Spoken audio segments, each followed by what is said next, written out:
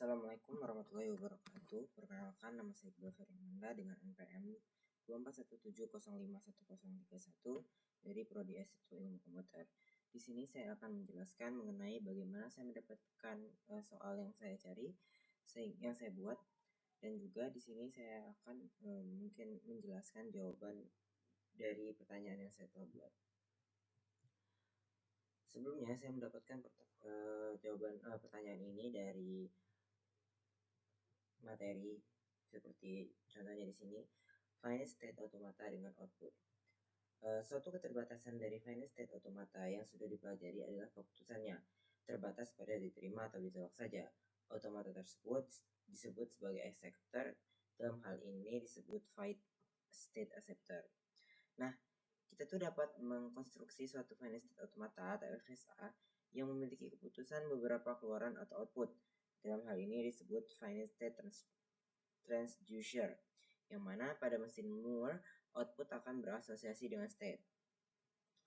Mesin Moore sendiri memiliki 6 tuple M, yaitu Q atau himpunan state, sigma himpunan simbol output, ini fungsi transisi, S besar state awal, lambda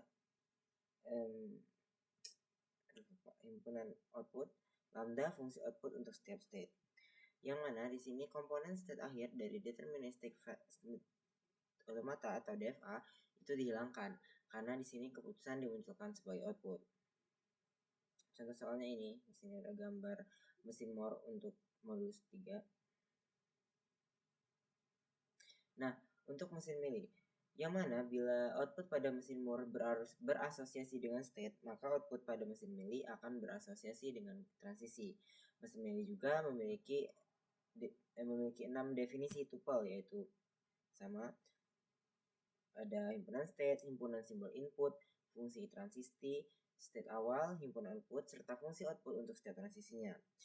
Yang mana pada mesin ini, ia akan mengeluarkan output apakah ia menerima Y atau menolak T, suatu masukan. Yang mana mesin tersebut akan mengeluarkan output Y jika menerima untai yang memiliki akhiran 2 simbol berurutan yang sama.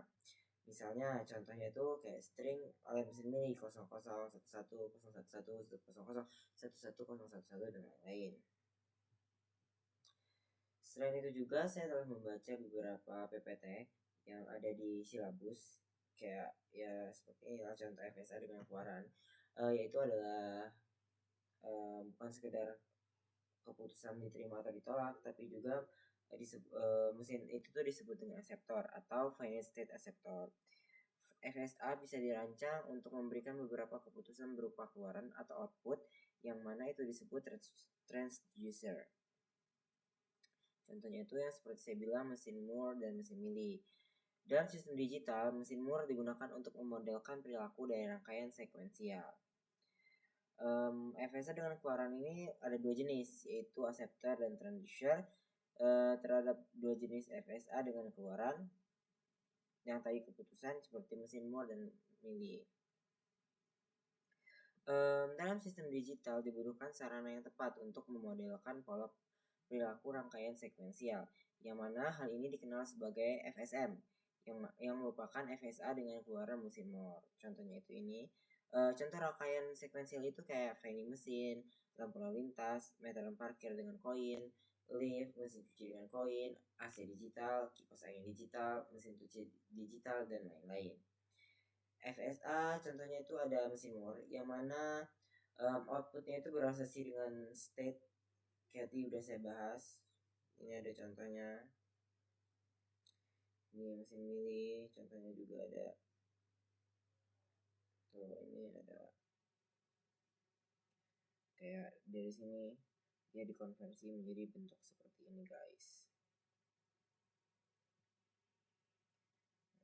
Bisa dilihat ya. Nah, untuk lebih memahami juga, saya sudah membuat materi konversi mencari di GPT apa itu konversi RE dan FSA dan konversi mesin Moore and Mealy. Konversi regulation expression atau RE menjadi finite state automata atau FSA itu adalah notasi untuk menggambarkan bahasa reguler, yang mana FSA ini adalah model matematis yang dapat menerima bahasa tersebut. Beberapa langkah umum untuk konversi RE ke FSA itu ada satuan dasar, ada gabungan seperti union, konkatenasi, clean star. Selain itu juga automata non-deterministik atau NFA dibangun dengan metode Thomson construction, lalu bisa dikonversi ke DFA dengan subset construction. Jika sebaliknya FSA ke RE, ada FSA sendiri itu dapat dikonversi kembali ke RE dengan metode state elimination. Langkah-langkahnya itu yang pertama kita bisa lihat di sini yaitu menambahkan start baru dan final baru dengan E transisi yang sebelumnya sudah kita pelajari. Kemudian hilangkan state satu persatu sambil memperbarui transisi antar state dengan aturan RE. Yang terakhir, jika hanya tersisa start dan final, hasil transisinya adalah RE. Di sini juga ada konversi mesin Moore menuju jika dan hanya jika konversi ke milli, yang mana mesin Moore itu outputnya hanya bergantung pada state dalam bentuknya seperti ini. Contohnya, jika state S1 outputnya 0, maka selama di S1 keluarannya tetap 0. Untuk mesin milli sendiri bergantung pada state plus input, yang mana jika ada sisi S1 ke A 0 S2, maka inputnya itu A di state S1 menghasilkan output 0. Konversi milli ke Moore. Tiap transisi state input atau output di milli diubah menjadi state baru di Moore. Output dipindahkan dari transisi menjadi label pada state, yang mana hasil jumlah state di Moore biasanya lebih banyak.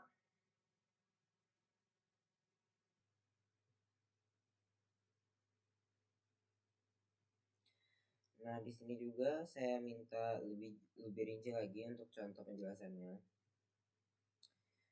Seperti bangun NFA atau Thomson, langkah fragmennya habis itu harus kita bisa pecah, lalu dikonkatenasi dengan A, B, B, kemudian kita beri nomor state NFA agar lebih jelas, sehingga kita dapat startnya 7, finalnya 12. Kita juga menggunakan subset contraction menuju DFA, yang mana hal ini kita perlu menghitung E-closure dan move-nya. E-closure-nya itu kan 7, sehingga kita harus mulai dari 7 semua reachable via E-closure. Sehingga di sini ada jawabannya. Yang kedua juga ada contoh FSA ke RE state elimination. Itu metode umumnya itu kita harus memberi label regex-nya pada setiap tepi, mulai dari dengan simbol transit sampai menambahkan state baru jika perlu. Kemudian kita akan mengeliminasi state satu persatu dengan formula seperti ini. Kemudian itu ada konversi mesin milli Moore dengan contoh rincian seperti ini. Yang mana ide konversi ini dikarenakan milli itu menempel dengan output ke transisi, sedangkan Moore itu menempel ke output ke state, kita harus membuat state Moore yang membawa output yang sebelumnya muncul pada transisi menuju state tersebut, sehingga hasilnya ada state per target state plus output. Contoh langkah praktisnya ini. Jika Moore ke milli itu lebih sederhana. Misalkan kita punya Moore mesin output per state, kita akan mengkonversikan ke milli. Hal ini mudah dikarenakan untuk state Moore P dengan output OP setiap transisi P ke Q, yang mana di Moore kita ganti menjadi seperti ini. Hal ini juga tergantung pada konvensinya. Misalkan agar milli menghasilkan output pada masa saat transisi, kita sering memilih output pada transisi sama dengan output state tujuan. Itu ini mungkin ringkasannya. Nah, dari soal-soal itu atau penjelasan-penjelasan tersebut, saya mendapatkan sebuah pertanyaan yang mana hal ini adalah sabar, saya isi nama dulu ya.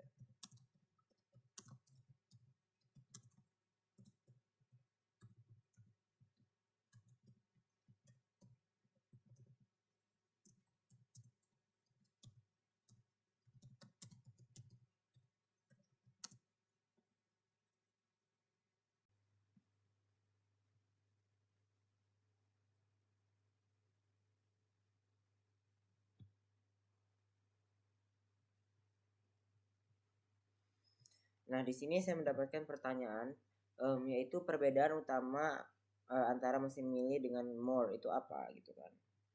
Jadi di sini ada sedikit A sampai F, enggak, A sampai F sebenarnya. Di sini wajib diisi, kemudian kita acak. Di sini ada A sampai F, ada pilihannya, tapi nggak kita ini. Yaitu untuk jawabannya itu adalah yang milih output bergantung pada state ditambah input, sedangkan more hanya pada state. Dan juga milih output ditentukan pada transisi, sedangkan more output ditentukan pada state-nya. Alasannya adalah dikarenakan untuk opsi yang B itu milih itu benar untuk outputnya sama dengan F state input, kemudian untuk more-nya itu F state saja, sehingga definisi ini definisi formal utama dari more dan milih sendiri.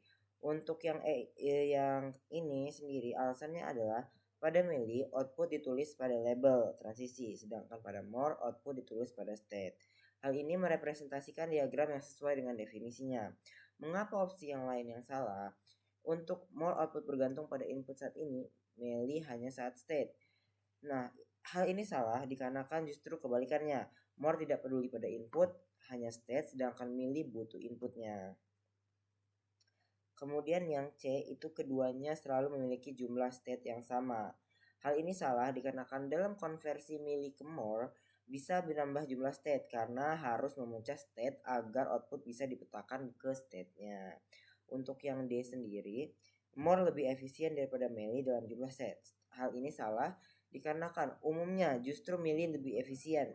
Misalkan dia bisa punya lebih sedikit state sehingga tidak ada jaminan more selalu lebih efisien. Untuk yang terakhir, more tidak bisa direpresentasikan sebagai milih. Hal ini salah dikarenakan semua more dapat diubah menjadi milih, begitu pula sebaliknya. Ini bergantung pada ekuivalen dalam ekspresivitas. Sehingga jawaban yang paling tepat dari pertanyaan ini adalah yang B dan A. Mungkin itu saja untuk penjelasan dari mana saya mendapatkan soal ini. Saya akhiri. Wabillahi taufiq walhidayah. Wassalamualaikum warahmatullahi wabarakatuh.